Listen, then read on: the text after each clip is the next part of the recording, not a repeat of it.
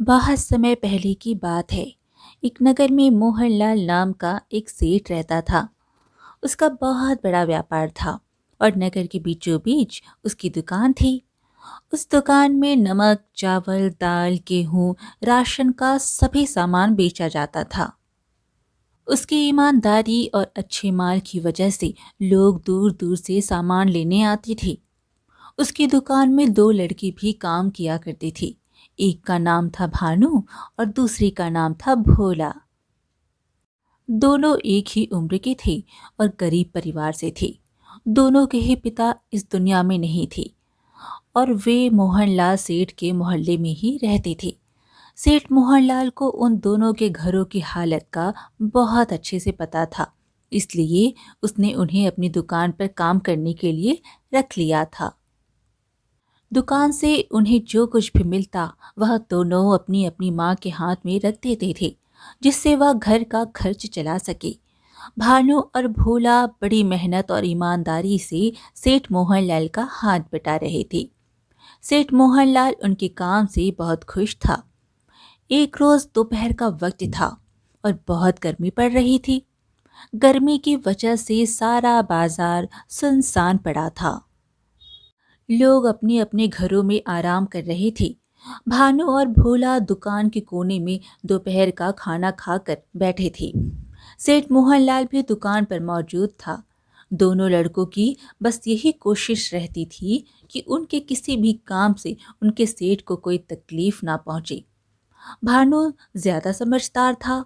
उसे हर मामले में सोच विचार करने की आदत थी, इसलिए सेठ मोहनलाल उसे बहुत पसंद करता था। भानु दुकान के मामलों में भी बहुत दिलचस्पी लेता था और सेठ को सलाह भी दिया करता था। उस दिन गर्मी की वजह से ग्राहक दूर दूर तक नजर नहीं आ रहे थे। बाजार में सन्नाटा छाया हुआ था, इसलिए सेठ ने सोचा कि घर का एक चक्कर लगा लूं। शाम से पहले वापस लौट आऊंगा।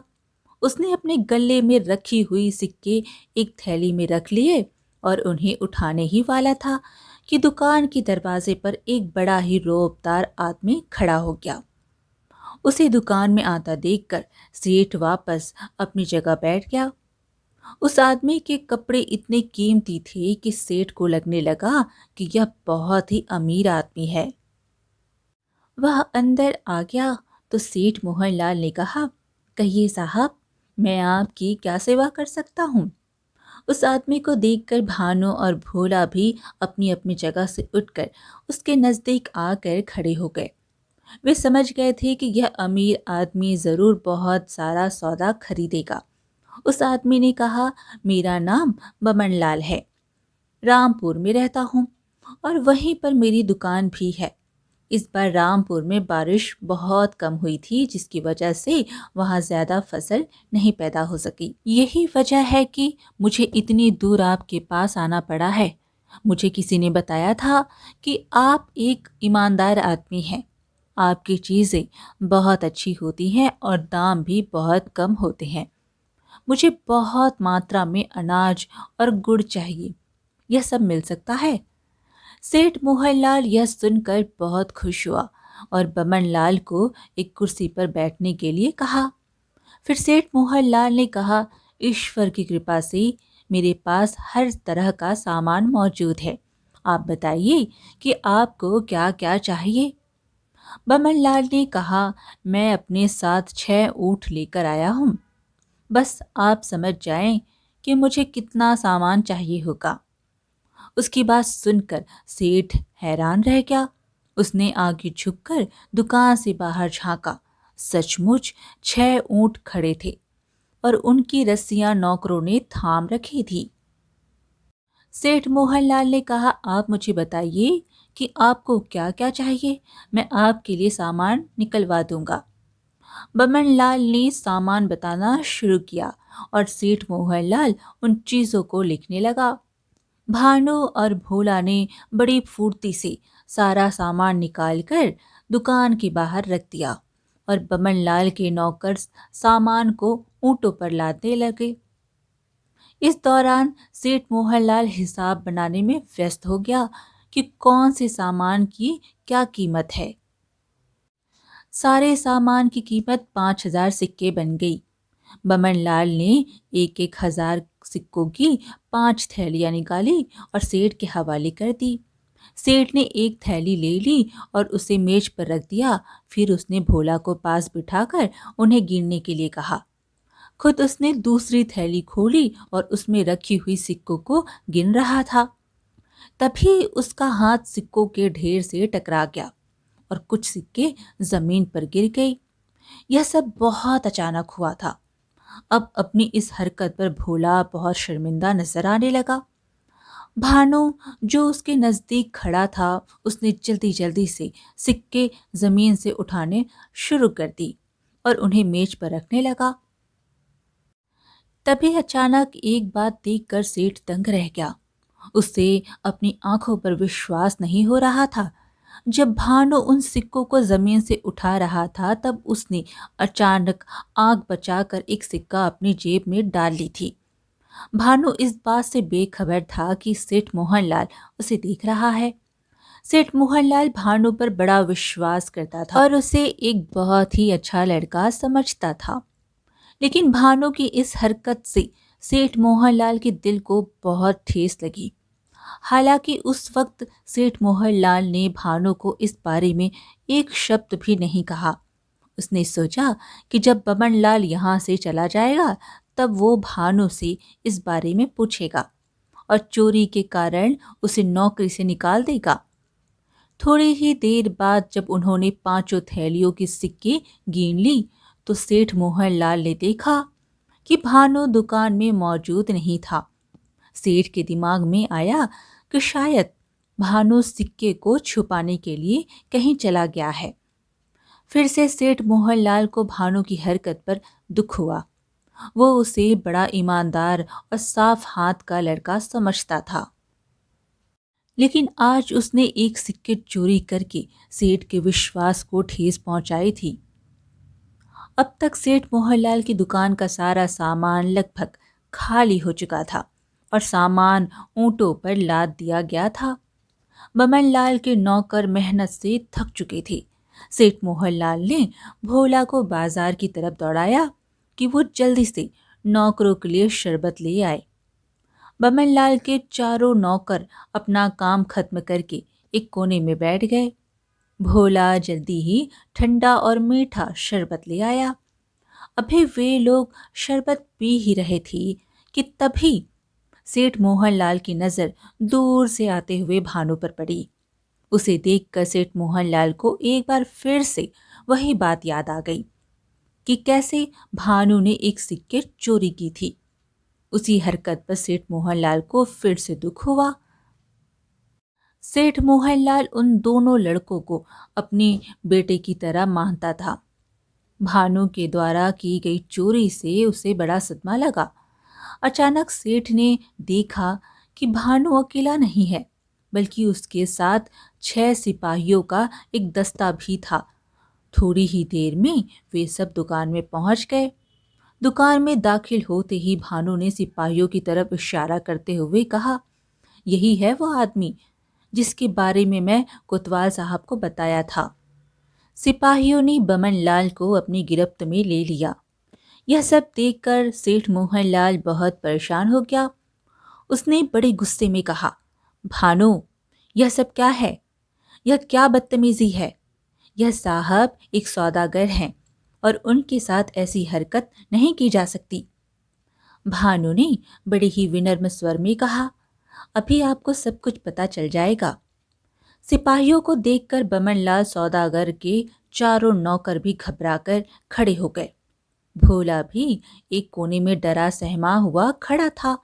इतने सारे सैनिकों को देखकर वो डर गया था। उधर बमन लाल गुस्से से लाल हो रहा था। उसने बड़े ही गुस्से से भानु को देखा और कहने लगा, लड़के, तू मुझे जानता नहीं है, मैं तुझे छोड़ूंगा नहीं। इस बेइज्जती का बदला मैं जरूर लूंगा। उसकी बात सुनकर भानु जरा भी नहीं घबराया और बोला, अब आपकी जालसाजी की सारी पोल खुल चुकी है। आप धोखा देकर मेरे मालिक को बर्बाद करना चाहते थे। असली माल लेकर उन्हें नकली सिक्के दे रहे थे। सेठ मोहनलाल ने जब यह बात सुनी तो उसने जल्दी से बमनलाल की दी हुई थैली में से एक सिक्का निकाला और उसे जमीन पर घिसने लगा। वह यह देखकर हैरान रह गया कि सिक्कों का सोने का जैसा रंग उतर गया और अंदर से पीतल नजर आने लगा। सेठ मोहनलाल ने इसी तरह से कई सिक्कों को घिस कर देखा और सभी नकली थे। यह देखकर बमनलाल घबरा गया और सिपाहियों की गिरफ्त से छूटने की कोशिश करने लगा, लेकिन नाकामयाब रहा। सिपाहियों ने नौकरों से कहकर सेठ मोहनलाल का सारा सामान ऊंटों से उतार कर वापस दुकान में रखवा दिया और फिर सभी को गिरफ्तार करके अपने साथ ले गए। सिपाही अपने साथ नकली सिक्कों की थैलियां भी ले गए ताकि उन्हें मुजरिम के साथ न्याय अधिकारी के सामने पेश कर सकें। यह सब हंगामा देखकर आसपास के लोग भी वहां पर जमा हो गए और कई तरह के सवाल कर रहे थे। उन लोगों को सारी घटना के बारे में सेठ मोहनलाल ने विस्तार से बताया। सेठ मोहनलाल खुश था कि वो एक बड़ा धोखा खाने से बच गया। जब लोगों की भीड़ कम हुई तो उसने बड़े प्यार से भानु को अपने पास बिठाया और कहने लगा, भानु, जब तुमने एक सिक्के छुपाकर अपनी जेब में रखी थी तब मैंने तुम्हें देख लिया था। मुझे इस चोरी पर बड़ा गुस्सा आया था, लेकिन अब मुझे पता चला कि तुम चोर नहीं थे। तुमने जो कुछ भी किया मेरे फायदे के लिए ही किया। भानु ने खुश होकर कहा, भगवान का शुक्र है कि मेरी बेगुनाही साबित हो गई। जब भोला का हाथ लगने पर सिक्के जमीन पर गिरी थी तब ठन करके आवाज हुई थी। मुझे अच्छी तरह से पता है कि तांबे और पीतल के सिक्कों के गिरने पर ऐसी आवाज आती है, परंतु जब सोने के सिक्के जमीन पर गिरती है तो उसकी आवाज दूसरी होती है। यूं लगता है जैसे किसी ने कोई पत्थर फर्श पर ठक करके गिरा दिया हो। असली सिक्के के गिरने पर जो आवाज आती है उसमें खनक नहीं होती, जैसे पीतल या तांबे के सिक्के के गिरने से आती है। मैंने सिक्कों के नीचे गिरने की आवाज सुनी तो मुझे शक हो गया। मैं सबकी आंख बचाकर एक सिक्के लेकर बाहर निकल गया और एक कोने में बैठकर उस सिक्के को जमीन पर घिसकर देखा। उसमें से पीतल दिखाई देने लगा, जबकि असली सिक्के शुद्ध सोने की होती है। उसे कितना भी घिस लो उसका पीलापन कभी खत्म नहीं होता। तभी मैं समझ गया था कि यह आदमी कोई धोखेबाज है और आपको ठगने के इरादे से यहाँ पर आया है। यह देखकर मैं भागकर कोतवाल साहब के पास पहुंचा और उन्हें सारी बात बताई। उन्होंने बड़े ही गौर से मेरी बात सुनी और सुनने के बाद मुझे शाबाशी दी। फिर उन्होंने अपने सिपाही मेरे साथ भेज दिए।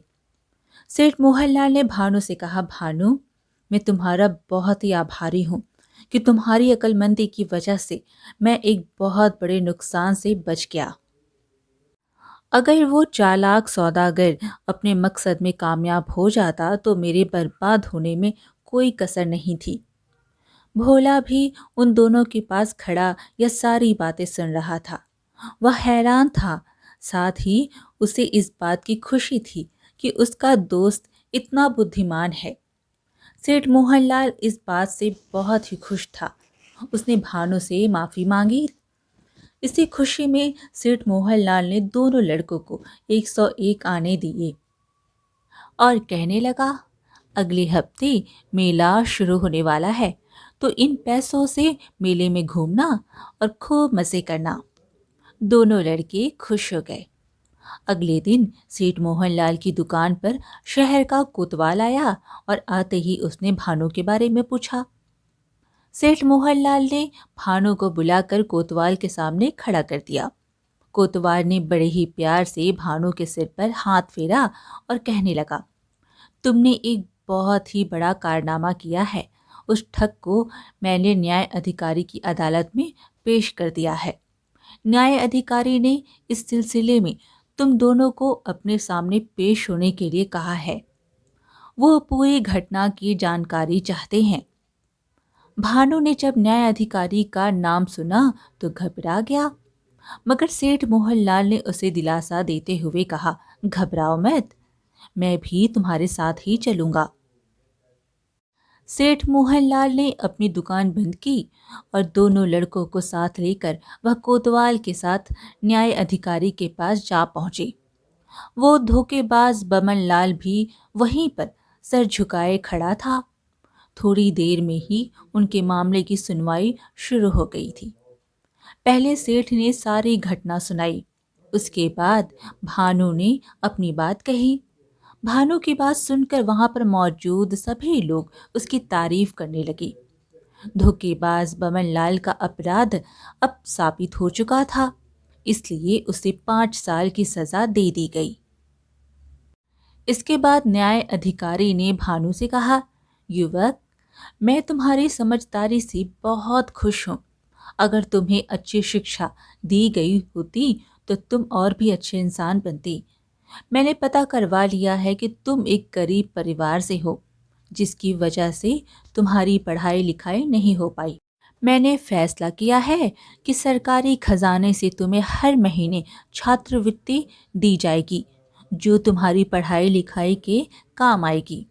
और तुम्हारे सेठ मोहनलाल को भी यह आदेश देता हूँ कि वह तुम्हारी अच्छी पढ़ाई लिखाई का इंतज़ाम करें और खाली समय में तुम उसकी दुकान पर काम कर सकते हो, जिसके लिए वह तुम्हें वेतन भी देगा। न्याय अधिकारी की बात सुनकर भानु को जरा भी खुशी नहीं हुई, और यह बात न्याय अधिकारी ने उसके चेहरे से भांप ली थी। न्याय अधिकारी ने भानु से पूछा, युवक, तुम खुश नहीं हो?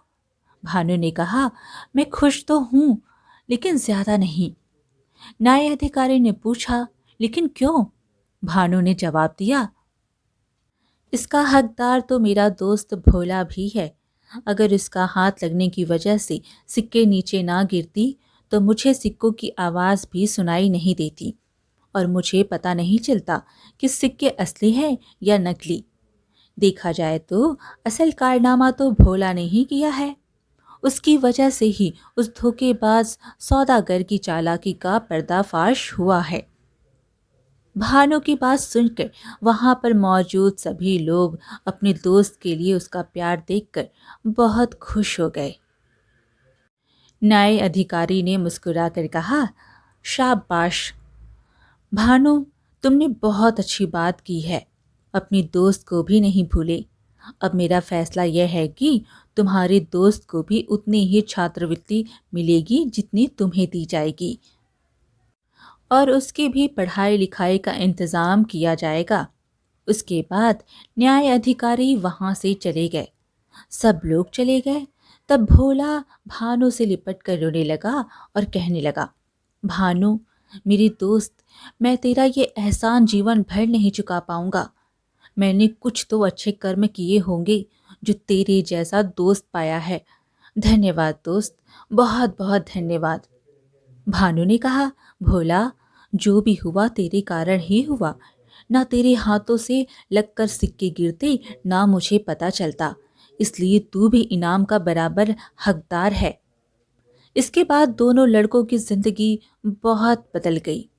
वे सुबह से लेकर दोपहर तक अपनी पढ़ाई लिखाई करते और फिर शाम के वक्त सेठ मोहनलाल की दुकान पर काम करते। दोनों लड़कों की माताएं बहुत खुश थीं।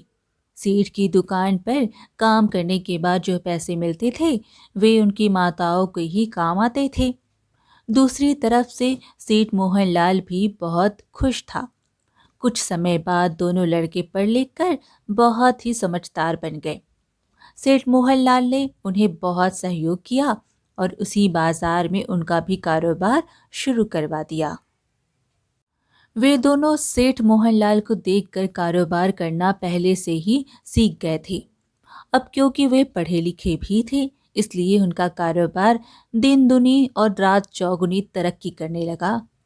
कुछ महीनों के बाद वे धनवान सेठ बन गए। इस प्रकार भानु ने अपनी बुद्धिमानी से ईमानदारी भी निभाई और दोस्ती भी। भानु ने अपने साथ साथ अपने दोस्त का जीवन भी बदल दिया। आज की कहानी यहीं पर समाप्त हुई। फिर मिलेंगे एक और कहानी के साथ। कहानी पसंद आए तो कमेंट में हरे कृष्णा ज़रूर लिखें और चैनल को सब्सक्राइब करना बिल्कुल ना भूलें। धन्यवाद।